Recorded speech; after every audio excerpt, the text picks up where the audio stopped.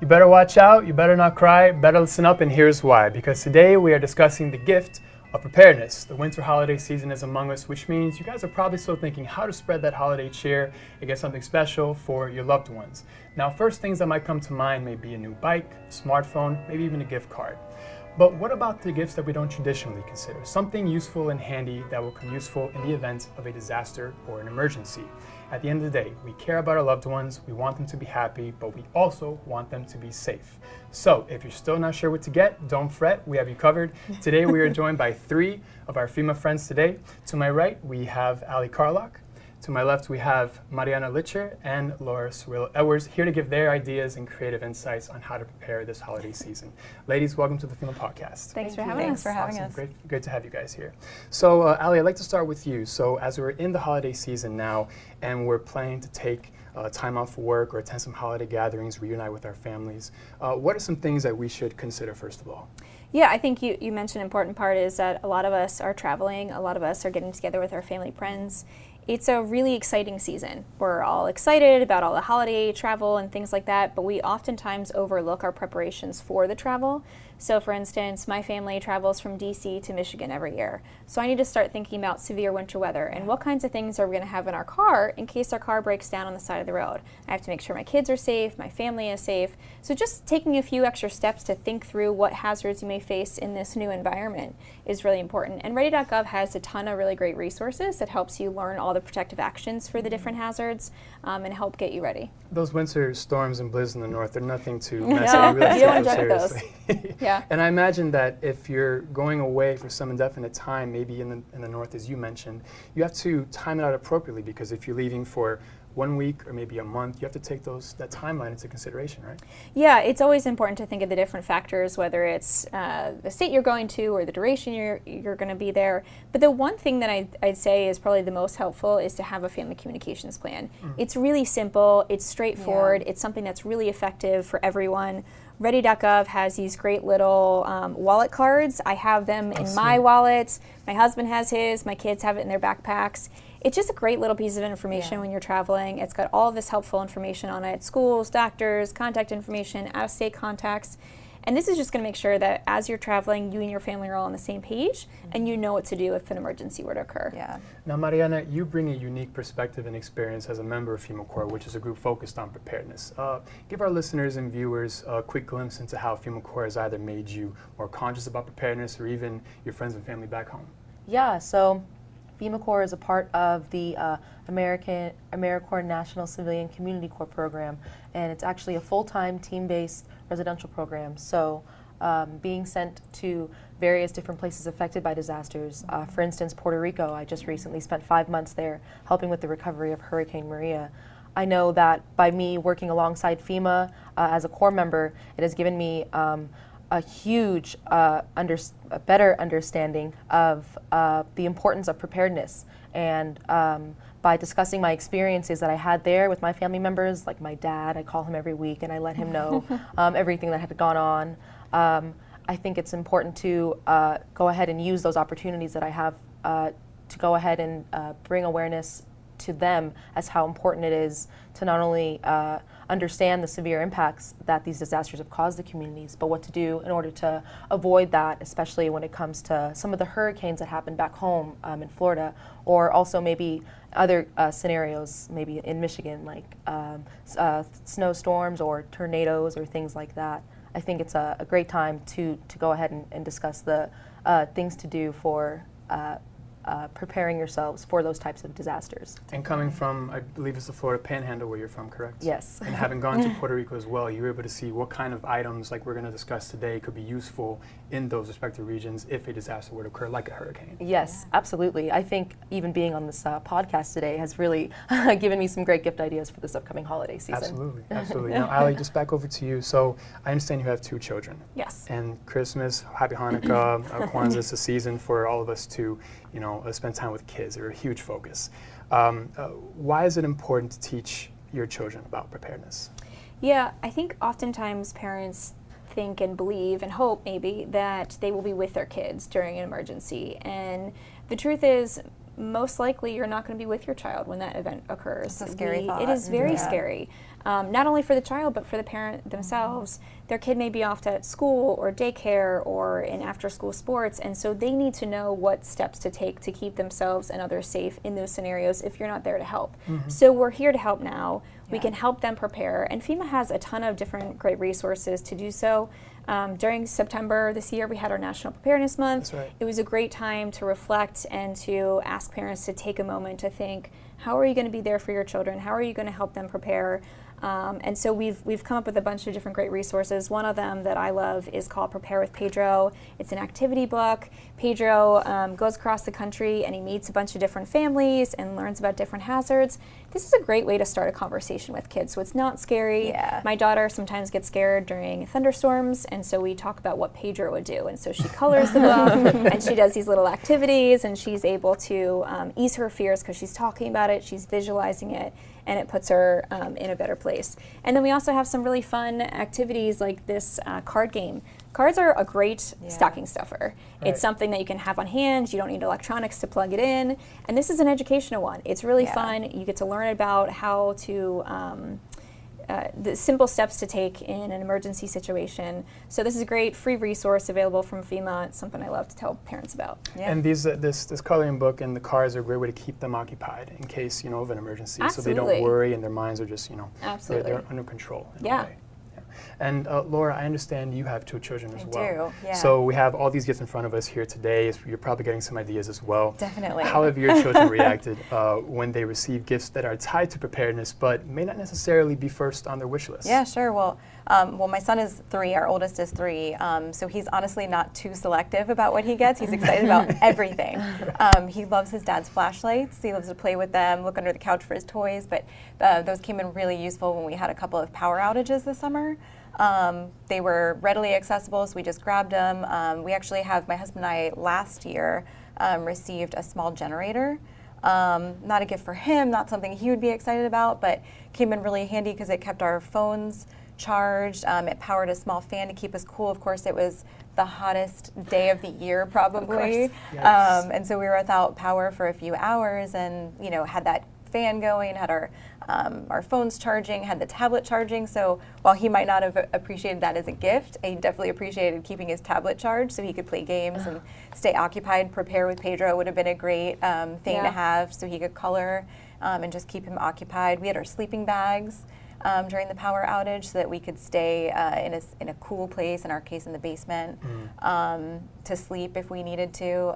Luckily the power came back on during the night so we could go to bed, but that was really useful. And then for the holidays this year, hopefully he's not watching, but he's going to get a really cool dinosaur flashlight this year. So he'll probably be pretty excited about that. And I think it helps to empower him to be prepared. Yeah, I remember when I was little, my brother and I, we got this Spider-Man flashlight, Yeah. and when you turn it on, it puts like a spider signal. Oh yeah, there you Wow, go. so cool. And I would imagine to that point, Laura, that when you get that kind of a gift as a child, Yeah. And what you were saying, Alli, as well, that the theme that we were talking about during National Preparedness Month of Be Prepared, Not Scared, Yeah. there's an element of personal empowerment for children, that they Yeah, can be in definitely. charge of, taking their own preparedness steps, right? Yeah, no, definitely. I think it gets him excited and thinking about preparedness at a young age. It's really important to get all our kids thinking that way. And kids are really change agents. Yeah. You empower them with this information and they are helping to build that culture of preparedness that we constantly talk about. And a lot of these items that we have here on the table today are things that you may not think would go into a kit, or but they're really useful, like having some crayons or a lovey. Yeah. It helps them to be feel less, safe. to feel safe, Yeah. to be less anxious. And so they're simple little items. Having a whistle. These are fun things that kids Yeah. enjoy that may not particularly think goes in a kit, but it's very helpful. I'm not sure the parents will enjoy the whistle so No. much as the kids. Especially kids not on a will. Sunday morning. Definitely not. Okay, so let's go to this main event. So we have all these gift ideas here, and I'm sure our listeners and viewers are thinking of what ideas they may want to consider as well. So let's get to it. So what are you guys thinking about? What kind of gift items are you thinking about getting your friends, family, and loved ones this year? Yeah, actually, funny you should ask. We have a new driver in our family. So he will be getting a roadside safety and first aid kit to keep in his car. Things like jumper cables, flares, things you would need, an emergency blanket maybe.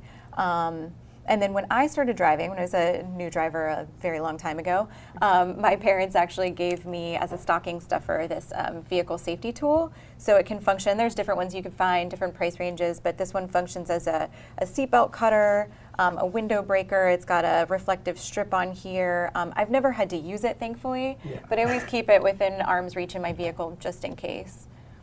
What about you, Marianna? I'd have to go with the portable phone charger that we have right here. You can never have too many of these. I think that this is actually a great thing to have, speaking from somebody with a lot of family members as well. So we go through a lot of these, and I think it's also important to know that in case of a disaster, to always have these charged. I know that on a day-to-day basis, we might have the privilege to go ahead and charge them to some of the outlets that we have. But I think by having these and knowing that we can go ahead and try to remember to charge the portable battery chargers. We're able to use them when we really need them the most.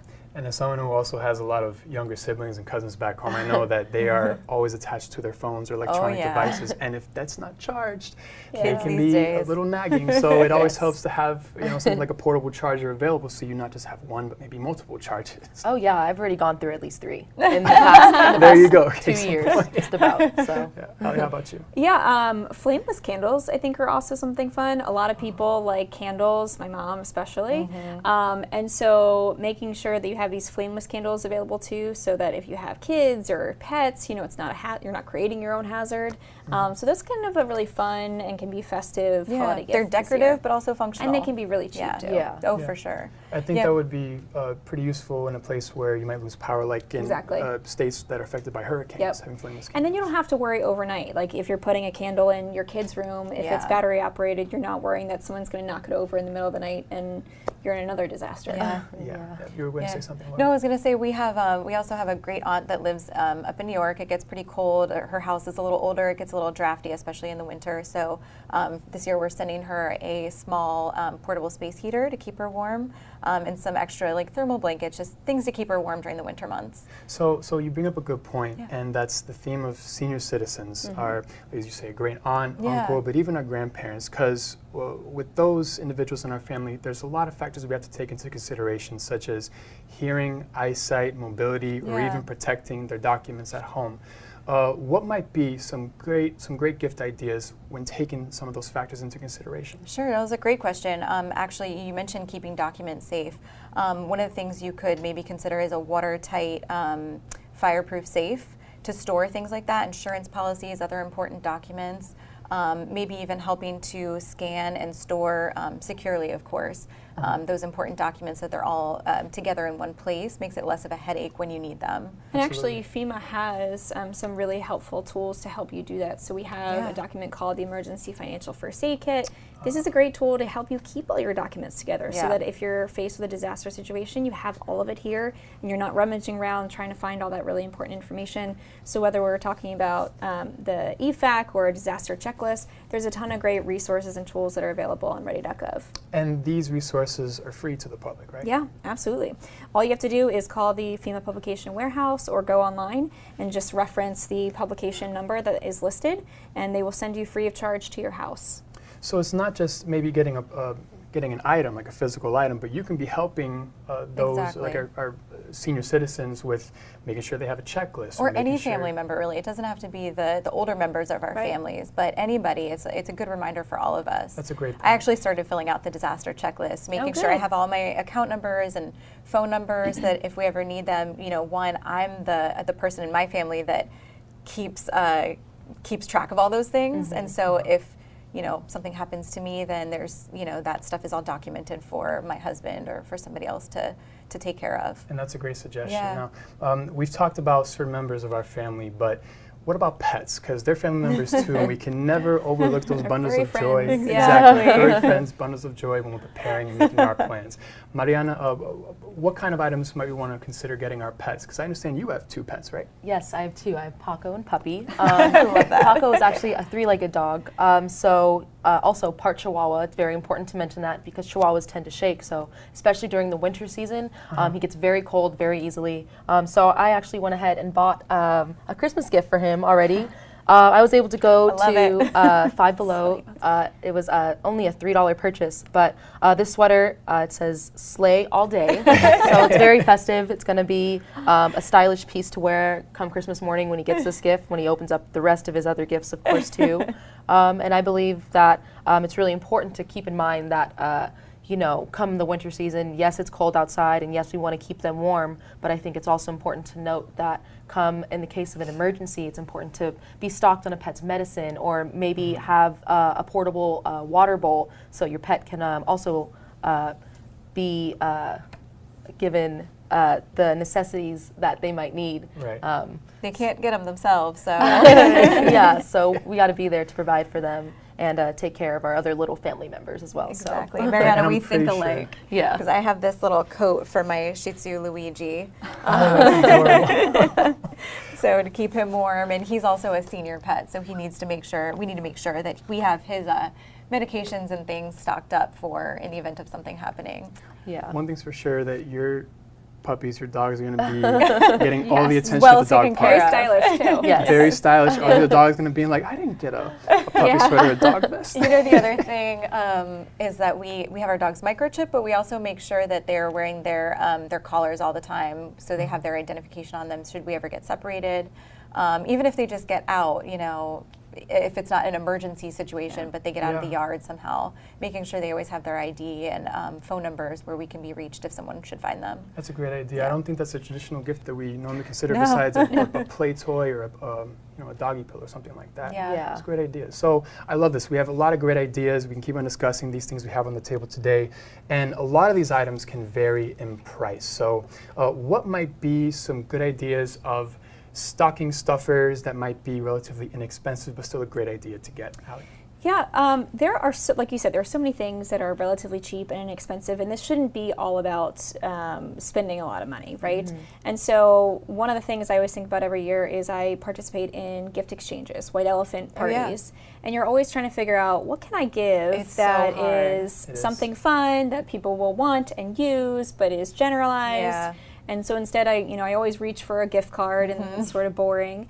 And so this year, I thought, why not do a preparedness kit? Why not at least start somebody off and build a preparedness kit? So we're going to start building our first one right now. Okay, let's do it. We're going to get a little holiday bag, and we're going to go to the dollar store or a $5 store, and we're going to start filling it up. So getting maybe an emergency poncho, some flashlight, some antibacterial wipes, crayons, and of course for my girls, it's got to be princess Band-Aids. You can make this really easy, really quick, extra batteries. Yeah. There's so many different things you can do to help somebody start off their kit. They're relatively inexpensive. And then one of the other things I wanted to mention for my girls this year is having a rainy day fund. So starting off, saving. We got these from ready.gov this year, but these are, relatively inexpensive. It's something that we don't necessarily think about, but it's really important to start teaching that message. For those of our listeners listening online, you're showing a piggy bank. Yes, a little small piggy bank. You could even start it off with a little something in there. Yeah. I love that. Get them started, show them how it works. Alli, I love the idea of the kit. I'm always struggling to figure out something that's universal that works for everybody for those gift exchanges. So that's perfect. Totally stealing that this year. Yeah. I love it. And then hopefully they won't re-gift it the next year. Exactly. Well, I think too, it gets people thinking about preparedness. It can start a conversation that might not have happened otherwise. Yeah. So I love those ideas. And for the other items we have here, we have a portable Walkman, which takes us back to the 90s of those Walkman days. But we had a whistle, we have a flashlight, batteries, hand sanitizer, such simple things that we can put into any gift bag, and it's just showing that we care about our friends or our family. Yeah. So before we close for today, ladies, I just want to get some closing thoughts from you in this discussion. This has been a great conversation, but what are maybe some closing thoughts as we enter the holiday season? I think my big takeaway is that we don't have to spend a lot on preparedness items. In fact, we shouldn't spend a lot because we want to be able to put money aside whenever we can, even if it's a small amount, for that rainy day when it happens. Yeah, and FEMA has, like we said earlier, has so many great resources that help you through that. Ready.gov will give you all the information you need. to get your EFAC, to get your Pedro. So Yeah. it doesn't have to be hard, doesn't have to be a difficult conversation. We've got all the tools that can help you on your way. Yeah. Yeah, absolutely. I think emphasizing that you're never too young to really learn about emergency preparedness is very important. And when the family members are all together this time of the year, I think it's a great opportunity to bring that up and maybe even have some kind of a different discussion this year, more towards that topic, and maybe not more so about what happened over Thanksgiving or what's going to be happening in the future. Even though those are both very fun topics too. I love Sharing that. is caring, right? Exactly. Absolutely. So it sounds like at the end of the day of this discussion that the value in the gift of preparedness is not necessarily in the cost, but Yeah. in the efforts that we make to show our friends and loved ones that we care. Exactly. Yes, Exactly. absolutely. Alli, Marianna, Laura, thank you three so much for your great insights today. Thank you. Thank you all so much for watching and listening to this episode of the FEMA Podcast. As a reminder, you can listen to this episode and others on our website, FEMA.gov, and download for free on the Apple iTunes or Google Play Store. And for more videos and updates from the agency, don't forget to subscribe to our YouTube channel and like us and follow us on our other social media channels. I'm Alejandro Alba. I want to wish you all a very happy holidays and, of course, a Happy New Year.